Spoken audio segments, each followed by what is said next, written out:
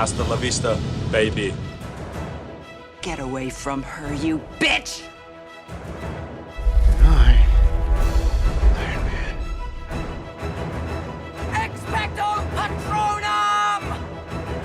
I am your father. There's a snake in my boot!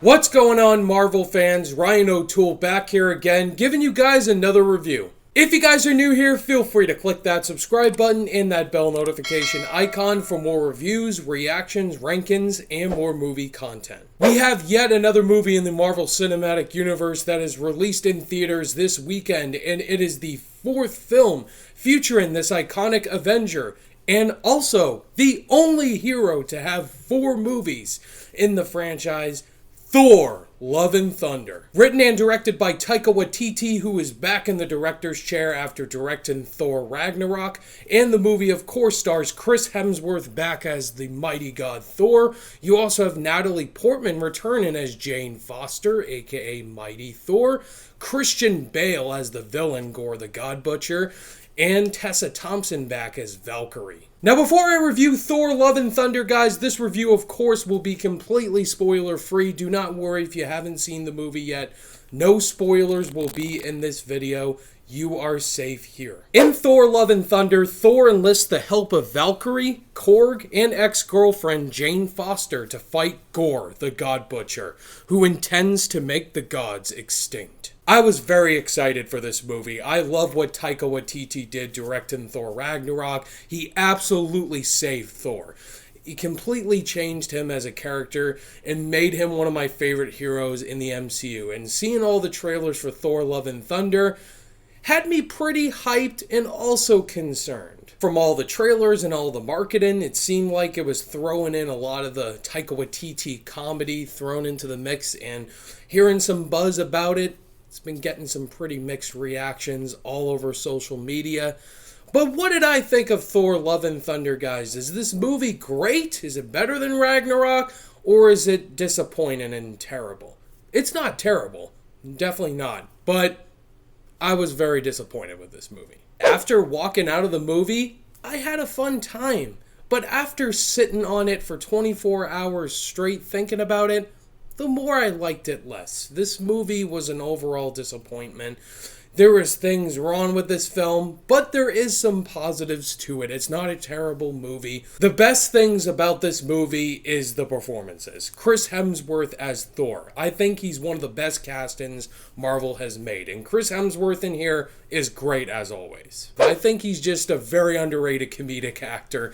The way he portrays Thor in this movie whenever he looks right at the camera and is just making faces, like, I can't stop laughing at that. Chris Hemsworth all around is just a very funny guy, and he's great as Thor once again. And like, he's become this character, he is this character, and this character has gone through so much. Losing his dad, losing his mom, losing his brother, Loki. And now he's just overcoming everything. And we get to see a character that Thor has come across in the previous MCU movies. Jane Foster makes her return. I have not been a fan of what they've done with Jane Foster in the first 2 Thor movies. I thought Natalie Portman did the best she could as the character, and I just did not buy the chemistry at all between Hemsworth and Portman. But I'm happy to report that Natalie Portman's one of the best parts of this movie. And I actually bought the chemistry between her and Chris Hemsworth, Thor. They were the best parts of this movie, or one of the best parts. Jane Foster in here just gets these powers, and I won't say why, you'll have to watch the movie. But she was badass, and so is Tessa Thompson back as Valkyrie. She's kick-ass. Even though she doesn't get a lot to do in this movie, it's great to see Tessa Thompson back as Valkyrie. The Guardians of the Galaxy are also in this movie, like they were shown in the trailers, and they didn't have the forefront, which I totally wanted. Like, we didn't want the Guardians of the Galaxy to take over Thor's movie. It was great to see them. And Korg returns, Taika Waititi. But my favorite part heart of this movie is Gore the God Butcher, played by Christian Bale. Christian Bale's one of my favorite actors of all time. And when I found out he was going to be in the MCU, I was beyond excited. And let me tell you guys, Gore the God Butcher is a fantastic MCU villain. But I love that they gave him a backstory in here and a reason why he's doing what he's doing. Like, I love villains that have a reason why they're doing what they're doing. And I can sympathize with them. I sympathize with this guy. And Christian Bale's performance was phenomenal in here. If anyone else but Christian Bale was playing Gore, I wouldn't have cared as much. This was the one where Taika Waititi got to write the full-on screenplay. Because in Ragnarok, he didn't write the screenplay. He just directed. And this felt like Taika Waititi's style. Like a throwback 1980s comedy mixed with fantasy epic. All these planets look great. We get to see Zeus's planet, Russell Crowe. We get to see the opening action sequence with the Guardians and Thor. And he's doing all of these random kicks like Jean-Claude Van Damme and these 1980s rock styles. The biggest issue with this movie is the comedy. Now, I was pretty much worried about that watching the trailers. Now, Taika Waititi, he loves his comedy, and Thor Ragnarok was full of comedy. But the difference between those movies is that the comedy in Thor Ragnarok was hilarious.